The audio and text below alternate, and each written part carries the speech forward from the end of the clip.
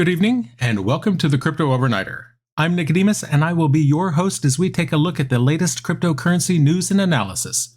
So sit back, relax, and let's get started. And remember, none of this is financial advice. And it's 10 p.m. on a Monday, March 27th, 2023. The Federal Deposit and Insurance Corporation has announced that First Citizens Bank will acquire all of Silicon Valley Bank's loans and deposits. This purchase and assumption agreement was made on March 26th, and it will result in 17 former Silicon Valley Bank branches becoming First Citizen Bank and Trust Company on March 27th, which means all of the Silicon Valley Bank depositors will become depositors of First Citizens Bank without having to do anything. Now, the FDIC has stated that they bought around $72 billion worth of Silicon Valley Bridge Bank National Association's assets. This purchase came at a discount of $16.5 billion. However, around $90 billion in securities and other assets will stay in the receivership and will be dealt with by the FDIC. Furthermore, the FDIC obtained equity appreciation rights in First Citizen Bank Shares Inc., which is a common stock. These rights could potentially be worth up to $500 million.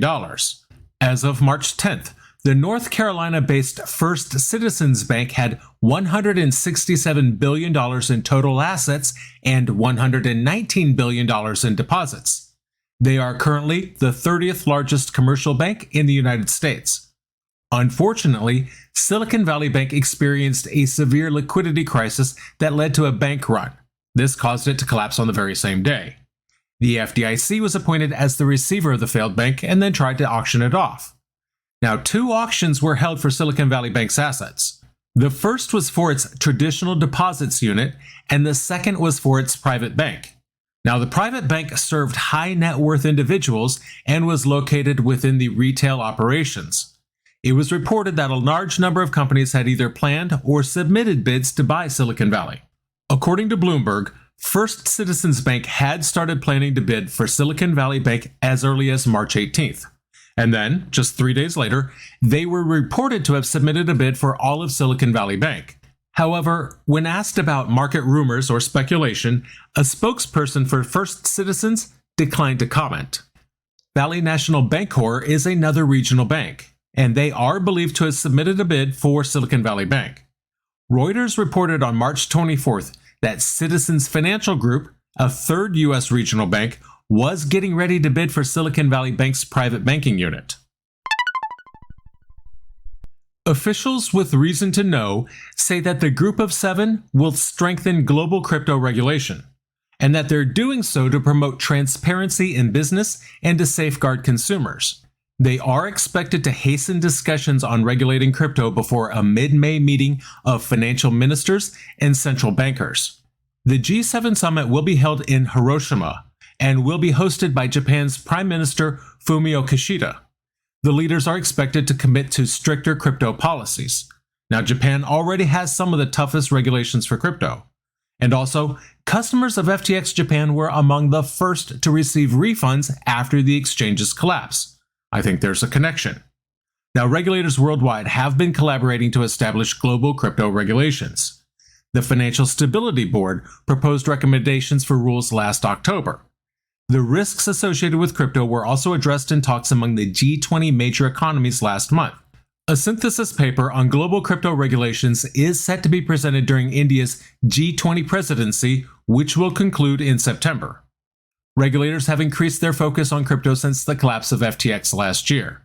The failures of Silicon Valley Bank, Signature Bank, and Silvergate Bank have also contributed to this scrutiny. Although perhaps unfairly, because it could be argued that the traditional finance sector has been threatening crypto and not the other way around. The European Union's Data Act has been revised by the bloc member states. They have agreed that smart contracts must include a kill switch. This means that the contract can be terminated if necessary. These proposals are similar to those already favored by lawmakers at European Parliament. However, the final version of the law still needs to be negotiated. This will be done between the Parliament and the Council with the help of the European Commission. The proposed legislation mandating a kill switch for smart contracts has caused worries in the blockchain community. And with good reason. That's because it goes against the very idea of automated and unchangeable programs. Eric Slotner is the Swedish minister who led the council talks. He said in a statement on Friday that the law would enable data to move freely within the EU and across different sectors, which would really be beneficial for businesses, researchers, public administrations, and society as a whole. At present, we don't know how far these new rules will extend. Marina Markacek is the founder of the lobbying group the European Crypto Initiative. She believes that it will be difficult for most smart contracts to meet the regulations, at least as they're currently written by the Parliament. She suggests that this may even be impossible. Thierry Breton is a senior commission official in charge of digital matters. He has expressed his opposition to the version of the law proposed by the lawmakers.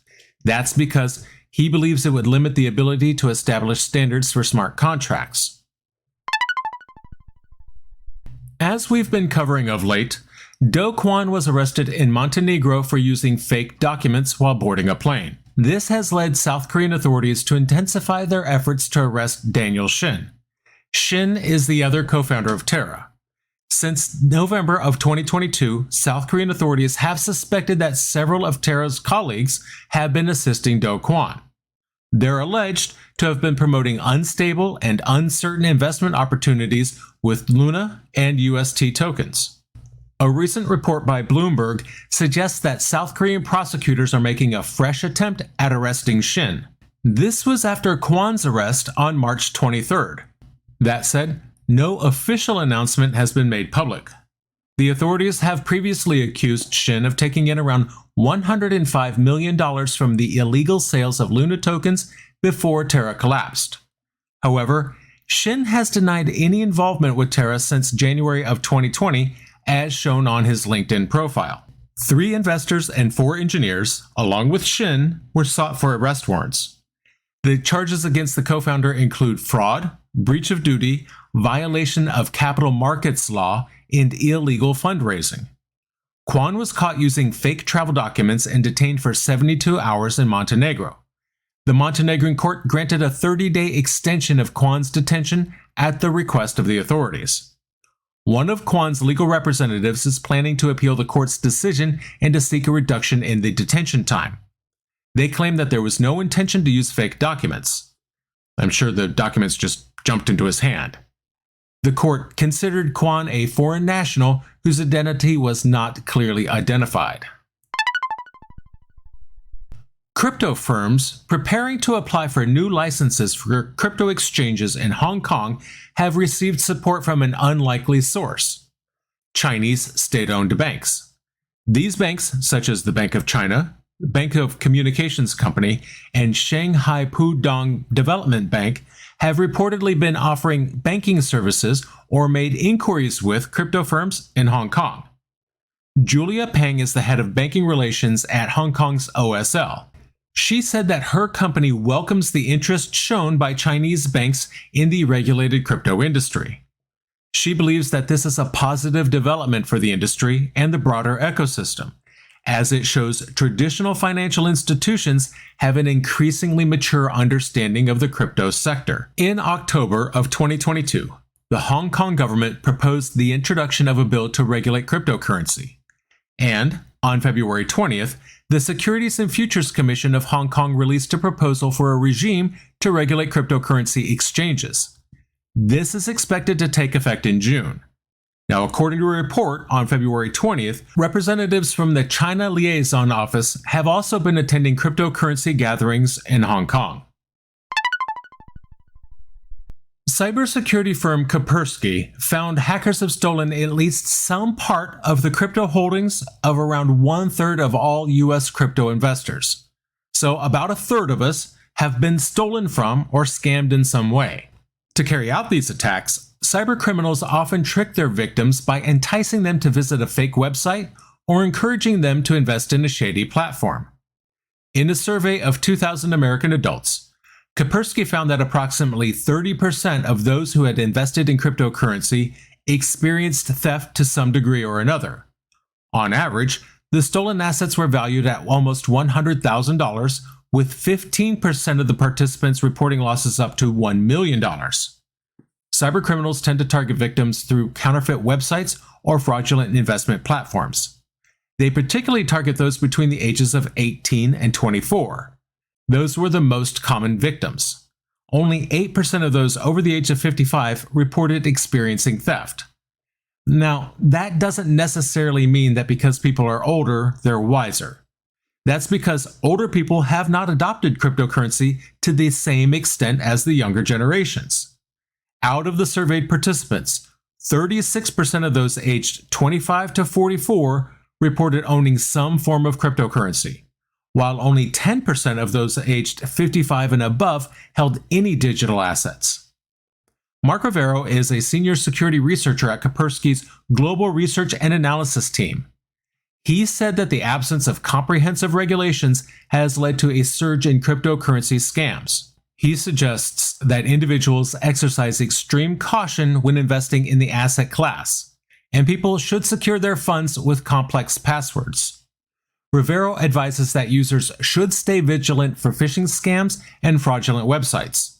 Additionally, he recommends that individuals utilize all available security measures, such as a multi-factor authentication, and create unique, strong passwords for all accounts. Kaspersky discovered that 19% of cryptocurrency investors store their private keys on a computer or mobile device in plain text, while 14% have not taken any steps to safeguard their seed phrases at all. Additionally, the study estimated that 24% of those surveyed have purchased some amount of digital assets. Interestingly, respondents appeared to be relatively patient. The majority said that it had been at least 6 weeks since they'd checked in on their investments. Now, that 24% number closely matches up with what Coinbase found. They conducted a recent survey that found 20% of Americans have entered the cryptocurrency ecosystem. According to them, adoption rates are much higher among younger generations, including Generation Z and millennials, as well as people of color. Coinbase reported that 80% of survey participants view the current global financial system as unjust, with 67% suggesting that changes are required. The exchange claims that cryptocurrency could fuel a monetary revolution, as it's already been used by disadvantaged communities to address real-world problems. According to Coinbase, on a global scale, cryptocurrency offers fast, low-cost cross-border transfers. Meanwhile, digital stablecoins help underbanked individuals gain access to the US dollar and financial services to launch small businesses. The CEO of Titanium Blockchain has been given a 4-year prison sentence. This marks the end of a saga that started in 2018 with an initial coin offering that cost investors $21 million. Michael Stollery created Titanium Blockchain Infrastructure Services, and he played an important role in what the Department of Justice calls a cryptocurrency fraud scheme. This involved an ICO for his service that took place between the end of 2017 and the start of 2018. During the ICO, investors bought a token called BARS. The Department of Justice says around $21 million was raised from investors in the US and other countries. However, in 2018, the US SEC filed a complaint against Stollery. The complaint accused him of not registering the ICO with the SEC. In July 2022, Stollery pleaded guilty to 1 count of securities fraud related to the fraud scheme. He admitted to falsifying parts of his system's white papers and putting fake testimonials on their website. Stollery also falsely claimed that his company had business dealings with the US Federal Reserve.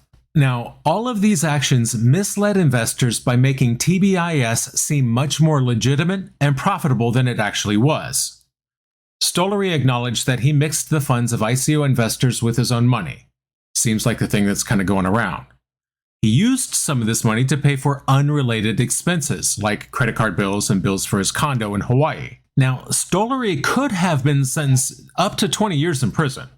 That said, he's only going to serve 4 years and 3 months. Recently, the SEC's been stepping up its actions against the cryptocurrency industry. In 2022, the SEC brought more litigations related to cryptocurrency than in previous years. According to Cornerstone Research, there were 30 enforcement actions against the digital asset market participants in 2022. This was a 50% increase from the 20 actions taken in 2021. Out of the 30 enforcement actions in 2022, 14 of them were related to ICOs, and over half of these actions included allegations of fraud. Abe Chernin is the co-head of the fintech practice at Cornerstone Research. He explained that the SEC is still pursuing actions against tokens. These are tokens that were issued during what the SEC calls unregistered securities offerings. The SEC considers them investment contracts under the Howey test. This means that the SEC will continue to regulate and enforce actions against any tokens that they believe falls under this category. Chernin also noted that there had been more outside assistance given to the SEC during investigations related to cryptocurrency under the Gensler administration. This suggests that there's more collaboration and support from other agencies and organizations to help the SEC with its cryptocurrency-oriented investigations. And that's going to do it for us tonight. I want to thank you, my listeners, because when you stop listening, I will stop talking. If you enjoyed tonight's show, then please like, follow, subscribe, leave a rating or a review. And in the meantime, we'll see you tomorrow night.